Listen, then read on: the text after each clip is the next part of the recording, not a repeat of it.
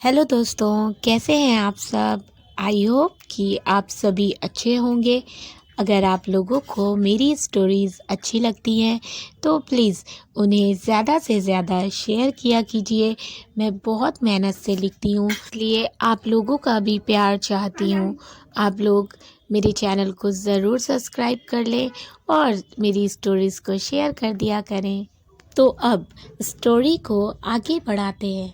अमरेंद्र जी वीर और मालिनी की शादी अनाउंस कर देते हैं। पूरा परिवार खुश हो जाता है। सब शादी की तैयारी में लग जाते हैं। अमरेंद्र जी मालिनी के मामा जी राजेश को कॉल करके बात करते हैं और उन्हें डेट बता देते हैं। राजेश जी बहुत खुश हो जाते हैं। वहीं रेखा जी अभय को भी बता देती हैं कि शादी 15 दिनों बाद है। अभय, मॉम, मैं शादी से पहले आ जाऊंगा। मैं भला ब्रो की शादी कैसे मिस कर सकता हूँ। खुशी तो वीर को परेशान करने का कोई मौका नहीं छोड़ रही थी। जब भी वीर मालिनी से मिलने की कोशिश करता तो खुशी उसे डांटती हुई बोलती है, मैंने बोला था ना देवर जी, अब आप मालिनी से अकेले में शादी के बाद ही मिल सकते हैं। वीर, लेकिन भाभी, शादी में तो टाइम है। खुशी, नहीं, आपकी बात मैं नहीं मान सकती। माँ जी ने मना किया है। सो सॉरी वीर, और हंसने लगती है। मालिनी को तो समझ ही नहीं आता कि कैसे रिएक्ट करे। इसी तरह दिन बीतते हैं। वीर को बिजनेस से रिलेटेड कुछ वर्क के लिए वापस मुंबई आना पड़ता है। वीर वापस मुंबई आ जाता है, लेकिन उसे मालिनी और दादू के बिना घर बहुत सूना लगता है। इसीलिए वो ज़्यादा टाइम ऑफिस में ही बिताता है। वीर केशव पर गुस्सा करते हुए बोलता है, जब मैं यहाँ पर नहीं था तो तुमने कुछ भी ठीक से हैंडल नहीं किया। केशव डरते हुए, सॉरी सर। उसे लगा था कि वीर अभी उसे और डांटेगा, लेकिन वीर उसे कुछ नहीं बोलता। तो केशव खुश होते हुए मन में सोचता है, बात बात पर गुस्सा करने वाले मेरे बॉस आज शांत कैसे हैं। उन्होंने मुझ पर ज़्यादा गुस्सा भी नहीं किया। तभी वीर, क्या हुआ, अब जाओ। तो केशव केबिन से बाहर चला जाता है और वीर अपने काम में लग जाता है। इसी तरह हफ्ता बीत जाता है, लेकिन दोनों रोज़ फ़ोन पर बातें करते हैं। वीर को मालिनी की बहुत याद आती थी, लेकिन उसे इस बात की भी खुशी थी कि मालिनी उसके परिवार के साथ खुश थी। इधर रेखा जी खुशी और मालिनी शादी की शॉपिंग कर लेती हैं। सिवाय शादी की ड्रेसेस के, सब हॉल में बैठे बातें कर रहे होते हैं। ब्रिजेश जी मिष्टी को गोद में लिए उसका लाड कर रहे थे। ध्रुव रितेश से पार्क चलने को बोल रहा होता है और रेखा जी, खुशी और मालिनी आपस में बातें कर रही होती हैं। ये सब अमरेंद्र जी ऊपर खड़े देख रहे थे। उनके चेहरे पर आज सुकून साफ साफ देखा जा सकता था। रघुवेंद्र जी उनके कंधे पर हाथ रख कर बोलते हैं, भैया आप यहाँ क्यों खड़े हैं, चलिए हम भी नीचे चलते हैं। अमरेंद्र जी, हाँ चलते हैं। मैं तो बस अपने परिवार को खुशहाल देखना चाहता था, और आज यूं हंसता खेलता देख दिल को बहुत सुकून मिला है। दोनों नीचे हॉल में आ जाते हैं। ध्रुव तुरंत उनके पास आता है। उधर वीर भी घर के लिए निकल रहा होता है। उसने केशव को भी साथ लिया था। क्योंकि उसका कुछ वर्क अभी भी बचा हुआ था और वो शादी की रस्मों के शुरू होने से पहले उन्हें भी निपटाना चाहता था। वो नहीं चाहता था कि शादी के बाद भी वो ऑफिस के कामों में ही उलझा रहे। वो दोनों घर पहुंचते हैं। वीर लाडो से केशव को रूम दिखाने को बोल देता है। दोनों जाने लगते। तभी वीर लाडो को रोककर उससे मालिनी के बारे में पूछता है। तो लाडो बोलती है, मालिनी भाभी ले अपने रूम में गई हैं। मैं उन्हें चाय ही देने जा रही थी। वीर, ठीक है, मेरे लिए चाय भी ले आना। लाडो, जी भैया। वीर उस रूम में जाता है जिस रूम में मालिनी अभी रह रही थी। वो मालिनी से मिलने के लिए इतना एक्साइटेड था कि अपना लगेज लिए ही मालिनी के रूम में पहुंच जाता है। मालिनी वीर को देखकर चौंक जाती है और जोर से बोलती है, वीर आप कब आए? वीर तुरंत उसके मुंह पर हाथ रख देता है और बोलता है, क्या कर रही हो स्वीट हार्ट? अभी खुशी भाभी आ जाएंगी और मुझे फिर से जाने को बोलेंगी। मालिनी, हाँ तो माँ ने ही उनसे कहा है, क्योंकि आप जो किसी की बात आसानी से नहीं मानते। वीर, कैसी बीवी हो यार, पति तुमसे इतने दिनों बाद मिलने आया है और तुम हो कि उसे खुद से दूर कर रही हो। वीर जाकर दरवाज़ा बंद कर देता है। मालिनी, ये आप क्या कर रहे हैं?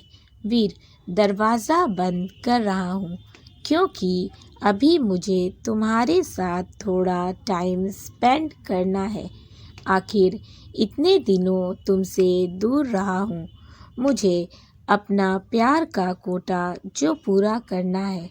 इतना बोलकर वो मालिनी को अपनी बाहों में भर लेता है। मालिनी वीर को हग कर लेती है। वो वीर को इतने दिनों बाद मिलकर खुश थी।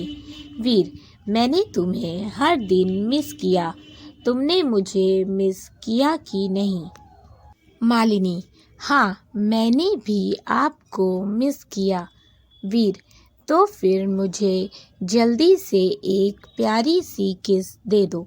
मालिनी शर्माती हुई बोलती है, नहीं, अब आपको जो भी चाहिए शादी के बाद मिलेगा, इसीलिए मुझे छोड़िए। खुशी भाभी मेरा इंतज़ार कर रही होंगी।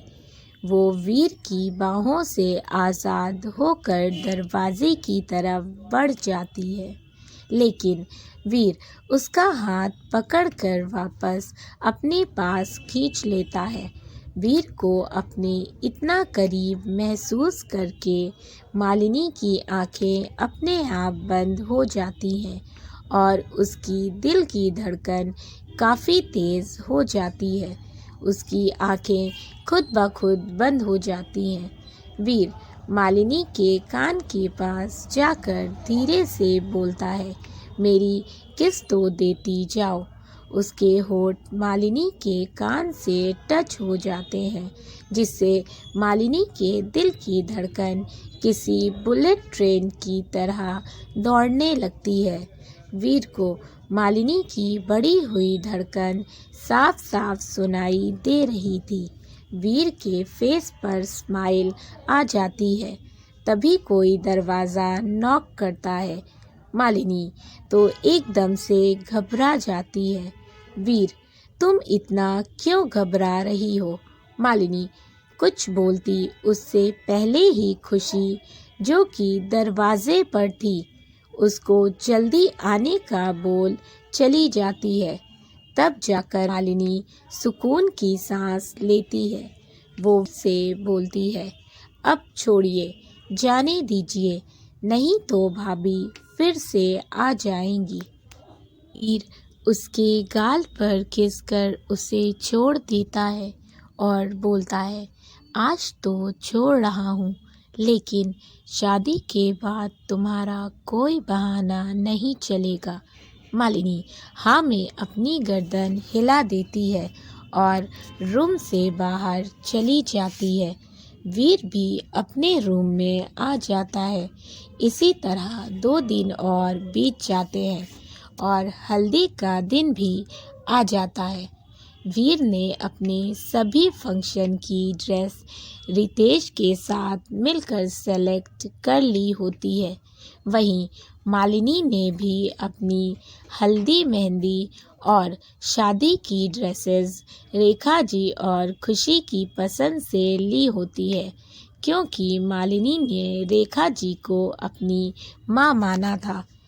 इसीलिए रेखा जी भी उसकी माँ होने का पूरा फर्ज निभा रही थी। मालिनी बहुत थी, उसे वीर के साथ इतना अच्छा परिवार जो मिला है। शाम का वक्त पूरे मलिक मेंशन में चहल पहल थी। खुशी मालिनी को रेडी कर रही थी। वहीं वीर भी अपने रूम में रेडी हो रहा था। वीर अभय के न आने से गुस्सा था। रितेश पहले तू रेडी हो जा, अभय पर गुस्सा बाद में कर लेना, नहीं तो बड़े दादू मेरी क्लास लगा देंगे। वो ध्रुव को रेडी करता हुआ बोलता है। तब वीर अपना कुर्ता पहन लेता है। आज उसने पीले रंग का कुर्ता पहना था, जिसमें उसकी मस्कुलर बॉडी साफ समझ आ रही होती है। ध्रुव ने भी उसी के जैसे पीला कुर्ता पहना था। तीनों रेडी होकर रूम से बाहर आते हैं। तभी उन्हें रास्ते में लाड जाती है। वो उन्हें बाहर गार्डन में जाने को बोलती है, क्योंकि सारा फंक्शन वहीं से होने वाला था और दादाजी ने उन्हें वहाँ जल्दी भेजने को बोला था। वीर भैया आप ध्रुव को लेकर बड़े दादू के पास जाइए, मैं अभी थोड़ी देर में आता हूँ। रितेश वाह यार, तुम्हारा फंक्शन है और तुम ही लेट आओगे। नहीं, ऐसा नहीं हो सकता, मैं बड़े दादू की डांट नहीं खाने वाला। वो उसे खींचकर गार्डन की तरफ ले जाता है। वीर मन में सोचता है, क्या भैया खुद तो रोमांस करते नहीं हैं और मुझे भी नहीं करने दे रहे। अब मैं कैसे मिलूं मालिनी से। इन्हीं सोचों में गुम वो गार्डन में आ जाता है, जहां बहुत ही खूबसूरत लाइटिंग की गई थी। दोनों की हल्दी के लिए अलग अलग सेटअप लगाए गए थे। वीर रघुवेंद्र जी के पास जाकर बोलता है, दादू आपने मुझे बुलाया है। रघुवेंद्र जी हाँ, मालिनी के मामा मामी आ गए हैं, जाओ जाकर उनसे मिल लो। वीर जी दादू, वो केशव जी से तो अच्छे से मिलता है, लेकिन मामी जी और राधिका को ज़रा भी भाव नहीं देता, तो मामी जी जल भुनकर खाक हो जाती हैं। राधिका धीरे से मामी से बोलती है, देखा माँ कैसे भाव खा रहा है। मामी जी हाँ, पता नहीं किस सोने की कलम से कलमुही मालिनी अपनी किस्मत लिखवा कर आई है, जो इतने धन दौलत पर कुंडली मार कर बैठी है। तू भी कुछ सीख ले उससे, और कोई अमीर लड़का फंसा, नहीं तो मेरी तरह गरीबी में सड़ती रहेगी जिंदगी भर। तभी रेखा जी वहाँ आ जाती हैं। वो उनसे बहुत ही अच्छे से मिलती हैं। वीर दूर खड़ा मामी को ही देख रहा था। उसका बस चले तो वो उन्हें पहली फुर्सत 9-2-11 कर दे, लेकिन मालिनी अपने मामा जी से बहुत अटैच थी, जिसकी वजह से मामी और राधिका को भी उसे झेलना पड़ रहा था। तभी खुशी की छोटी सिस्टर श्वेता, जो आज ही आई थी, मालिनी को लॉन में लेकर आती है। मालिनी ने आज येलो कलर का हैवी लहंगा पहना हुआ था और उस पर फूलों की ज्वेलरी पहनी थी। वो आज बहुत ही खूबसूरत लग रही थी। वीर तो बस उसे देखता रह जाता है, लेकिन उसका चेहरा नहीं देख पाता, क्योंकि खुशी ने उसका फेस एक बड़े से दुपट्टे से कवर कर दिया था। वो उसे वीर से दूर दूसरे स्टेज पर ले जाकर बैठा देती है। दोनों की रस्म स्टार्ट होती है। वीर को तो बस मालिनी का फेस देखना था।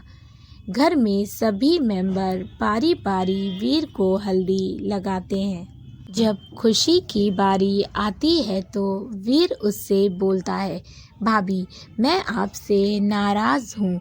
एक तो आपने हम दोनों को इतना दूर दूर बैठाया है और फेस भी कवर कर दिया। खुशी, सॉरी वीर, पर मैं क्या करती। तुम्हें तो पता है ना, ये मुंबई नहीं है। यहाँ पर लोग छोटी छोटी बातें भी पकड़ लेते हैं, इसीलिए हमें तुम दोनों की रस्में अलग अलग करनी पड़ी।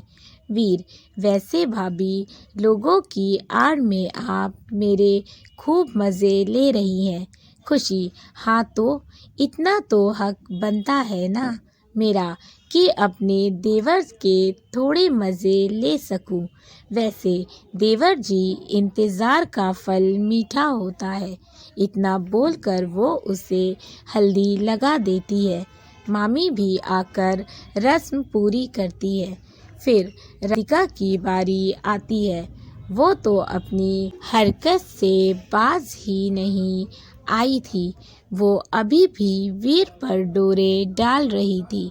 खुशी उसकी हरकत देख मन में सोचती है कि मालिनी तो कितनी अच्छी है, लेकिन उसकी मामी और कज़िन मुझे बिल्कुल भी अच्छी नहीं लगी।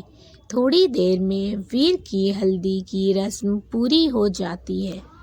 फिर मालिनी की हल्दी की रस्म पूरी की जाती है।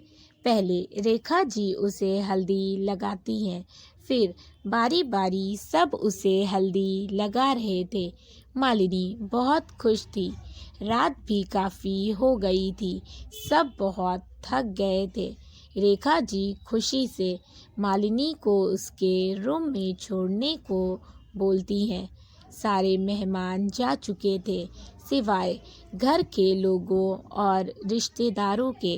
वीर भी अपने रूम में आ गया था, लेकिन उसे तो मालिनी से मिलना था। वो चुपके से मालिनी के रूम का डोर नॉक करता है। मालिनी, जो अपनी ज्वेलरी उतार रही थी, आकर दरवाज़ा खोल देती है, क्योंकि उसको लगा था कि श्वेता या खुशी होंगी, लेकिन सामने वीर को देखकर चौंक जाती है। आप इस वक्त यहाँ क्यों आए हैं? वीर तुरंत अंदर आता है और डोर बंद कर देता है। वो मालिनी को देखता है तो देखता ही रह जाता है, क्योंकि आज वो इस पीले कलर में बहुत ही खूबसूरत लग रही थी। और फिर उसके नाम की हल्दी ने उसकी सुंदरता और भी बढ़ा दी थी। वो बिना पलके झपकाए उसे ही घूरे जा रहा था। मालिनी थोड़ा गुस्सा करते हुए बोलती है, आपको इस वक्त यहाँ नहीं आना चाहिए था। वीर उसे अपनी बाहों में भर लेता है। चुप चुप कर मिलने में जो मज़ा है, वो मैं शब्दों में बयां नहीं कर सकता स्वीट हार्ट। और अगर मैं ऐसे ना आता तो तुम्हारे चेहरे पर ये जो घबराहट है, वो कैसे देख पाता। मालिनी, अब तो आपने मुझे देख लिया, अब जाइए। वीर उसे छोड़ बेड पर जाकर बैठ जाता है। मालिनी, आप यहाँ क्यों बैठ रहे हैं? मैंने आपको जाने को बोला है। वीर उसकी बात को इग्नोर कर लेट जाता है। उसे मालिनी को परेशान करने में बहुत मज़ा आ रहा था। मालिनी गुस्से से उसके पास आती है और उसका हाथ पकड़कर उसे उठाने लगती है। वीर उसकी कमर पकड़कर उसे अपने पास खींच लेता है, जिससे वो खुद को संभाल नहीं पाती और उसकी गोद में गिर जाती है। वीर के नज़दीक होने से ही उसकी हार्ट बीट काफ़ी तेज़ हो जाती है। वो बोलना तो चाहती थी, लेकिन कुछ बोल नहीं पाती। वीर उसके माथे को प्यार से चूम लेता है और उसे अपने नज़दीक लाते हुए बोलता है, मुझे तुमसे बातें करनी है। मालिनी हैरानी से उसे देखती है। वीर, ऐसे क्या देख रही हो? मैं सच में यहाँ तुमसे बातें करने आया हूँ। मालिनी उसकी गोद से उठते हुए बोलती है, आपकी हरकतें देखकर तो नहीं लगता। वीर उसे वापस अपने पास बिठाते हुए बोलता है, सॉरी, तुम्हें परेशान कर रहा हूँ, लेकिन क्या करूँ, सब मुझे तुमसे अकेले में मिलने नहीं देते, तो मुझे तुमसे इसी तरह बातें करनी पड़ रही है। जब तक मेरी तुमसे प्यारी सी नोक झोंक नहीं होती, मुझे नींद नहीं आती। मालिनी, तो फिर ठीक है, अभी आपसे दो दो हाथ हूँ और हंसने लगती है। वीर भी मुस्कुरा देता है, लेकिन फिर सीरियस होकर पूछता है, मालिनी, तुम खुश तो हो ना?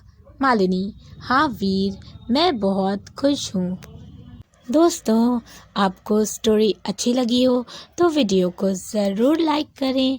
चैनल पर नए हो तो चैनल को सब्सक्राइब कर लें। साथ ही स्टोरी को जितना हो सके शेयर करें। अपने फीडबैक मुझे ज़रूर दें, इससे मुझे पता चलता है आपको मेरी स्टोरीज़ कितनी पसंद आई। अपना ख्याल रखें। Thank you for watching and keep supporting. Love you all. Bye bye.